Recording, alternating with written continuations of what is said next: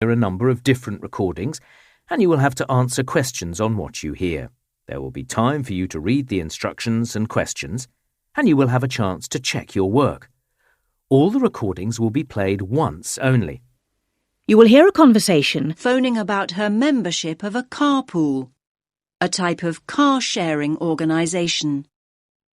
First, you have some time to look at questions 1 to 4.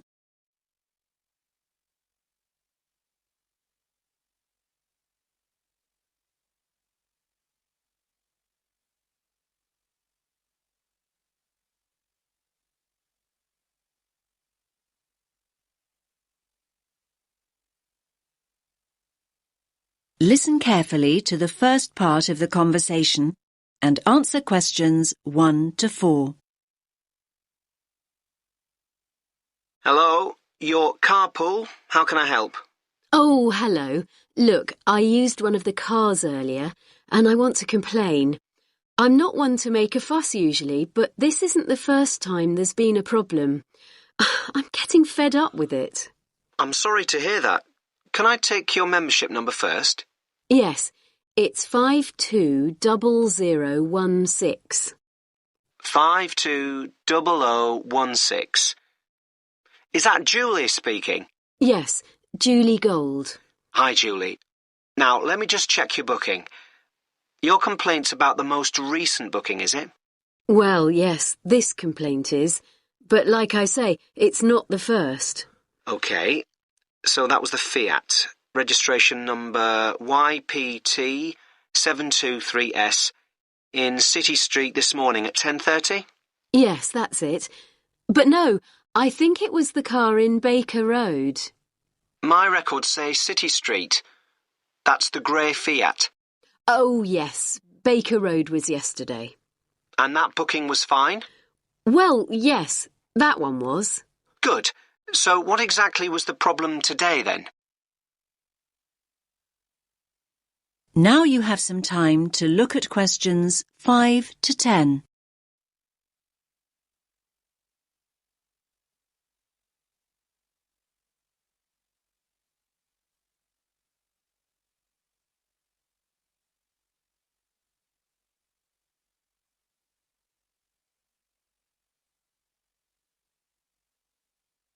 Now listen to the rest of the conversation and answer questions 5 to 10.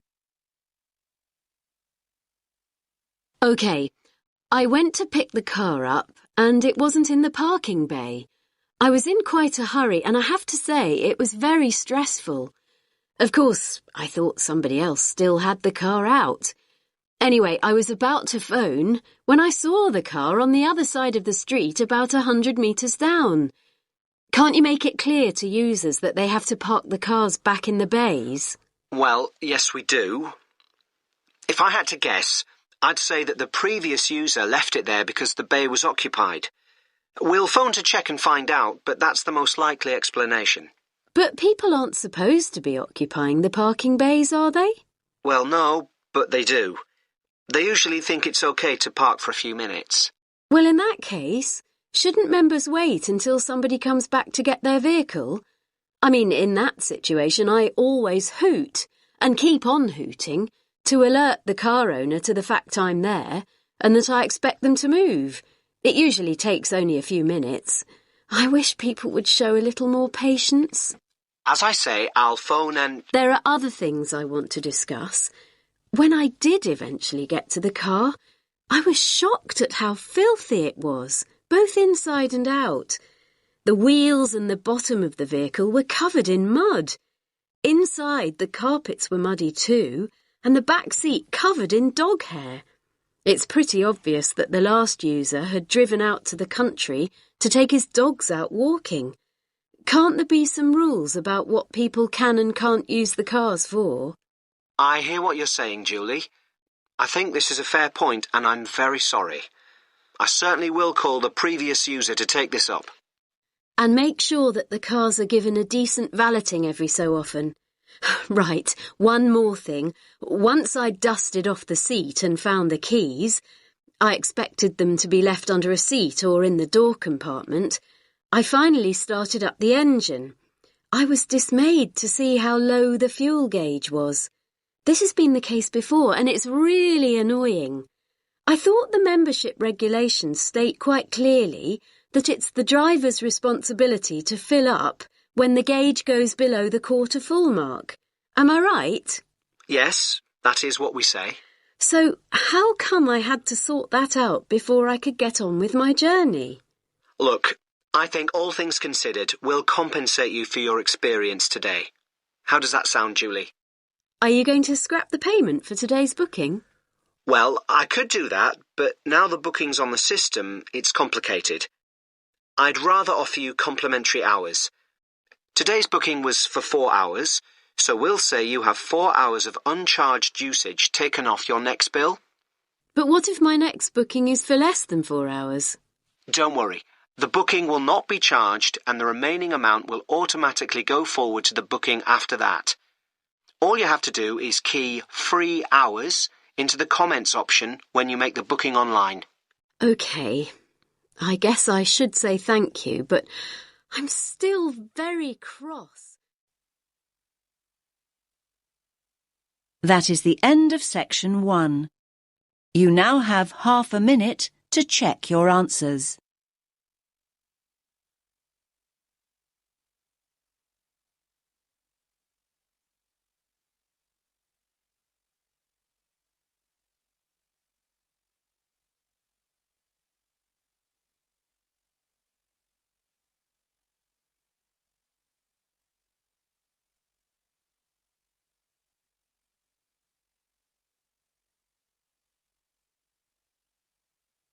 Now turn to section 2.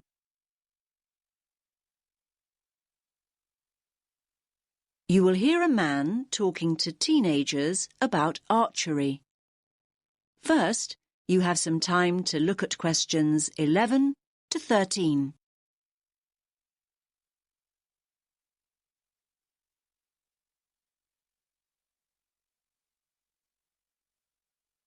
Listen carefully to the first part of the talk and answer questions 11 to 13. OK, can you gather round again? Is everyone here? No, we're missing 2. Ah, here they come now. Right, the next activity is the last one before lunch. So, archery. And I can tell you this activity is the favourite of a lot of our visitors. It's great fun and very relaxing. It can also be competitive. I think we should get the idea, have some practice, and then introduce a bit of competition, if you're up for it. Good idea? I'm going to start with the basics. Archery is the practice, or art, some might say, of using a bow to propel an arrow. Archery was initially used for hunting and combat, an important aspect of warfare in the distant past. Today, archery is largely a recreational activity and sport. The very first bows and arrows, and we're going back thousands of years, were very simple. The bow was straight, but bent into a curve when the string was pulled back. The further back the string was drawn, the greater the tension, and the faster and further the arrow flew. Later, bows were designed to be curved. This meant there was an existing inbuilt tension, and the archer, that's you in a few minutes, exerted less energy drawing back the string. When curved bows were not in use, they were unstrung. That means the string was taken off, so that the bow was not left in a state of tension. I think it's interesting that almost every culture had bows and arrows at some point during their development. Of course, we've all seen Native Americans with bows and arrows in the movies, but the very oldest bows originate from Scandinavia and Northern Europe. The use of bows and arrows died out with the invention of firearms, though I must point out that the earliest gunners were far less efficient than an expert archer. Archery as a recreational activity started to become popular not long after that. Anyway, that's enough history. Do go online, though, if you want to know more. Now you have some time to look at questions 14 and 15.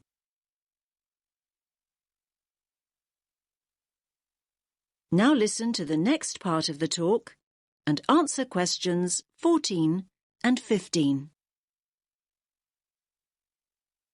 Right, the practical side. First of all, safety. Now, you might have played with bows and arrows when you were kids, but these bows and arrows aren't toys. They're not dangerous if used properly and safely, but they certainly can be dangerous if used carelessly. So everyone, please stand here on this side of the line until I say otherwise. Nobody walks towards the targets until I say it's safe to do so. When I say so, everyone puts down their bow, and then we can all go into the target area. Each of you will fire one at a time.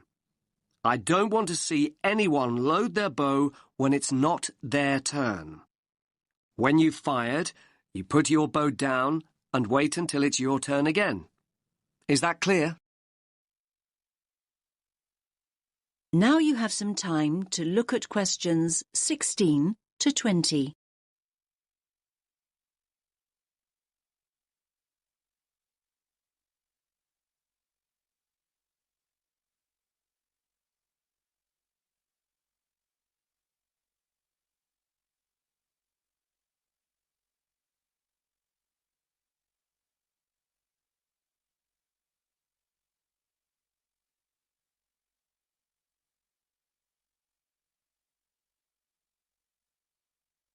Now listen to the rest of the talk and answer questions 16 to 20. Let's take a look at the equipment. The bows are fairly heavy. You might be surprised. We'll spend a moment practicing holding the bow properly before we load one up. I'm holding it now, in the position in which you'll hold it. The drawstring is here, and again you might be surprised at the tension. You'll need to practice drawing back the string. Just above the middle of the bow, here, is the sight. You look through this as you would with a rifle. Using a bow and arrow without a sight is perfectly possible. Most master archers do this, but having one will certainly help you to start off with. Now I'll put the bow down and show you an arrow. The shafts of our arrows are wooden, but fiberglass arrow shafts are now common too. Traditionally, as I'm sure you'll know, the fletching at the top of the arrow, not the tip end of the arrow, was made of feathers. We have some arrows with feather fletching, but we also have some with what we call vanes. That means the fletching is made of solid plastic. All of you have a quiver with 6 arrows in it. You should tie the strap of the quiver around your waist, like this. As I've said, you take an arrow from your quiver when I say so, when it's your turn and not before. Oh, I nearly forgot. Protection. Everyone has a chest guard and hand guard, like those that I'm wearing. I'll show you how to put the chest guard on in a moment. And a bracer. The bracer's a smaller arm pad that protects the inside of your arm from the string. For those of you in a t-shirt today, that's important. But the bracer will also stop the string catching on the sleeve of a jumper or jacket. Right, so before we pick up the bows, let's have a look at these chest guards. That is the end of section 2. You now have half a minute to check your answers.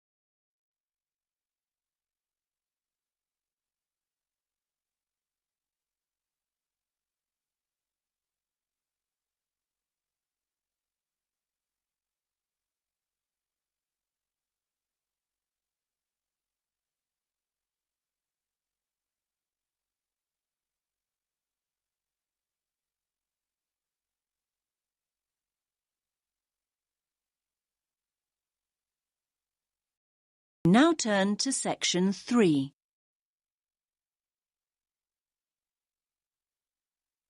You will hear a tutor giving advice to a student. First, you have some time to look at questions 21 to 28.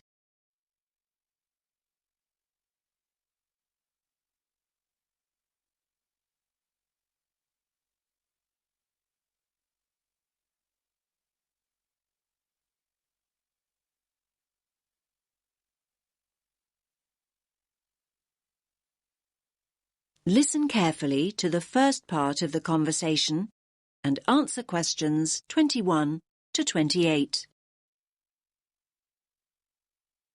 Hi, Leo. What is it you wanted to ask me about?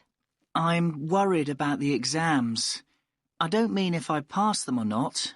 I mean about revising. I don't think I know how to revise. I mean, every time I start looking back over my work, I just switch off. I can't concentrate.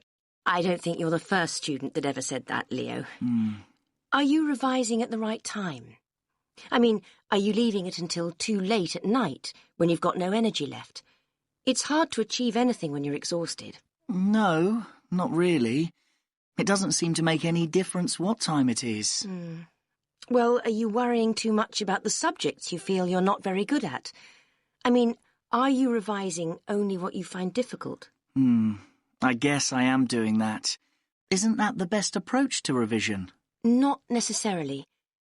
I'd say it's better to revise something you enjoy and something you feel confident about first. That'll get you into the swing of things, and then you can go on to more challenging things. Anyway, you have to think about the whole purpose of revision. Is the objective to do as well as you possibly can in your strong subjects, or to bring your weaker subjects up to an acceptable level? I'm not sure I see the point of revising what I think I'll pass anyway. But revising a stronger subject might mean getting an A grade rather than a B. That might be more rewarding and beneficial in the long run. You might look back and feel a greater sense of pride in getting a couple of A grades than you would about scraping through 3 or 4 other subjects. Yes, I see what you're saying. I hadn't thought about it like that before. I'm not saying that that's what you should do. I'm trying to help you see the possibilities. Yes, I see that. Do you think I should accept that there are 1 or 2 subjects I'll fail and just forget about them? Oh, I wouldn't want to give you that advice. I think you should go into each of the exams at least hoping for a pass grade. My advice would be to set a time limit on how long you'll spend on each subject. You may want to spend a little longer on the subjects you find most difficult, but not an excessive amount of time. Yes, thanks. That's helpful advice. Do you have any more tips about how to go about the actual studying? I mean, how can I keep focused? Well, what sort of learner do you think you are? What do you mean? Well, if you're a visual learner, you like seeing things. From what I know of you, I think you probably are a very visual learner. So what does that mean in terms of revising? You probably learn best with images or diagrams. You could try organising information into tables or flowcharts. I do sometimes make mind maps. Good idea. I think mind maps can really help you organise your thoughts. And another thing, have you thought about revising with other students? I didn't think that would be a good idea. I mean, if I can't concentrate by myself, I certainly wouldn't be able to concentrate when there's another person there to distract me. Now you have some time to look at questions 29 and 30.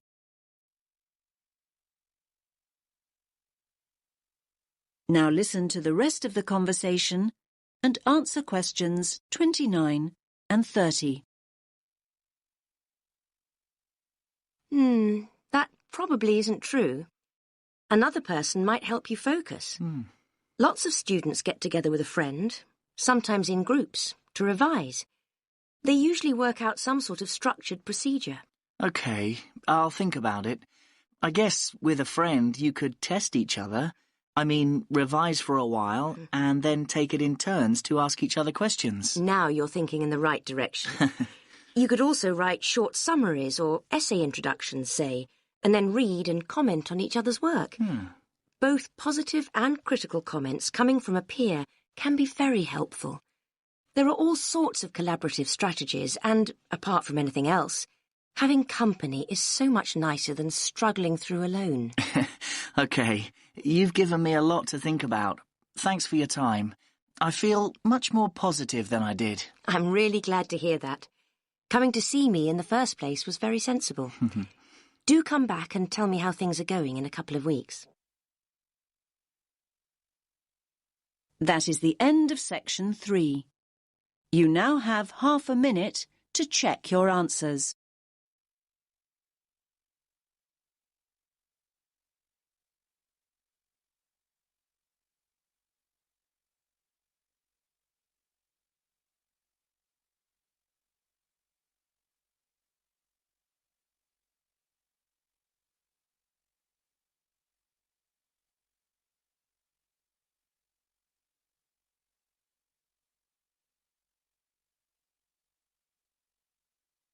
Now turn to section 4.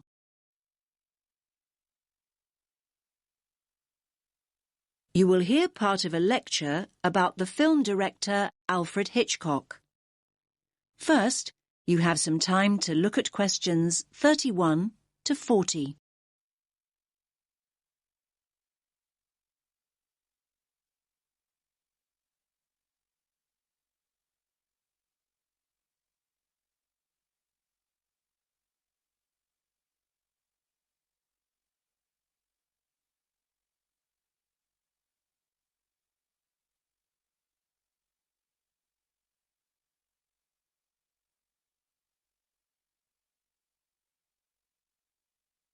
Listen carefully to the lecture and answer questions 31 to 40.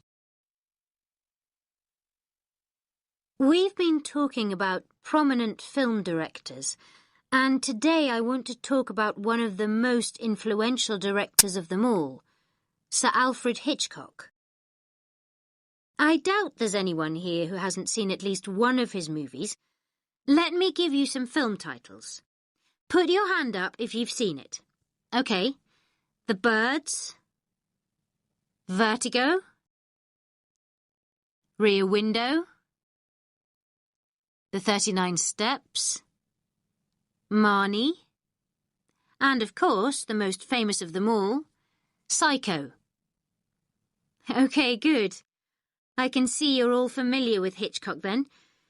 Now people assume that Hitchcock was from America, perhaps because he spent so much of his life working in Hollywood, but he was in fact born in London in 1899. He didn't actually emigrate until he was 40 years old. Most film critics would agree that Hitchcock had a huge impact on cinema. And you may be surprised to learn that he started making movies as early as the 1920s, when most films were silent. His first attempt, in 1922, actually ended in disaster. The film was ironically called Number 13, and production stopped at a late stage due to financial problems. But before he left Britain in 1939, he'd already made classics like Blackmail, the first film with sound made in Britain, The Man Who Knew Too Much, and The 39 Steps, and he was considered Britain's top director. So why was Hitchcock so influential? To start with, he pioneered techniques, especially in the genre of the psychological thriller. He was known as the master of suspense. During a career that spanned more than half a century, Hitchcock created a distinctive, perhaps unique style. One of his innovations was to use a camera the way a person watching would. This gave filmgoers the sense that they were voyeurs rather than just viewers. He exploited camera angles and used innovative editing techniques to build suspense and maximize anxiety. His eye for detail was astonishing. Did you know that the famous scene in Psycho, in which Marion is murdered in the shower, took a whole week to film? Yes, a scene little more than a minute long. There were around 60 camera positions, and the set had to constantly be deconstructed and reconstructed. Today, that kind of almost obsessive perfection simply wouldn't be cost-effective. A week filming one scene would blow the budget.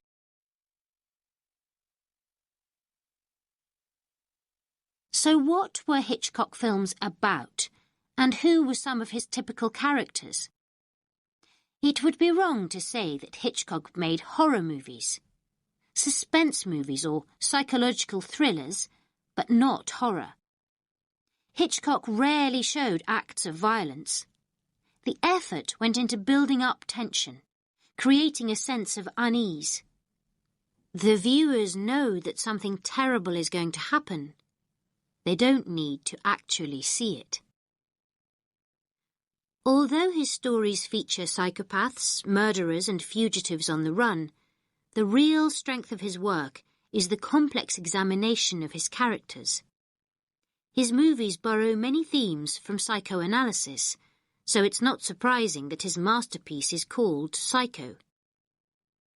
However, a recurring theme in Hitchcock's stories is the twist ending. That's when the story ends in the way viewers least expect it to. I mean, the good guy turns out to be the bad guy, for example. Think of Psycho. It's the element of surprise that makes the end so creepy. Now, Hitchcock's movies feature many other elements of surprise. Daring elements, in fact. Again, I'll refer to Psycho. Marion is the principal character, and it is her that the viewer relates to and empathizes with. Marion has stolen money, and the viewer wants to know if she will get away with her crime or be caught and punished.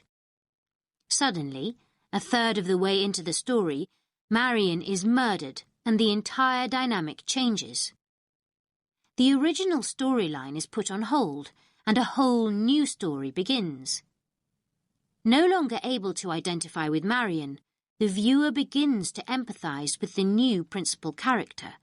And that, of course, is the murderer, Norman. In this way, Hitchcock manipulates the audience into seeing the story from a whole new perspective. Did you know that Hitchcock played a small part in each of his movies? He always had a cameo role, and this was a very clever move, as it helped him become known. Filmgoers could put a face to the director. Some might even say that before Hitchcock, the director was a far less significant individual in the filmmaking process. Nowadays, however, people go to see a particular director's movie regardless of who's starring in it. That is the end of section 4. You now have half a minute to check your answers.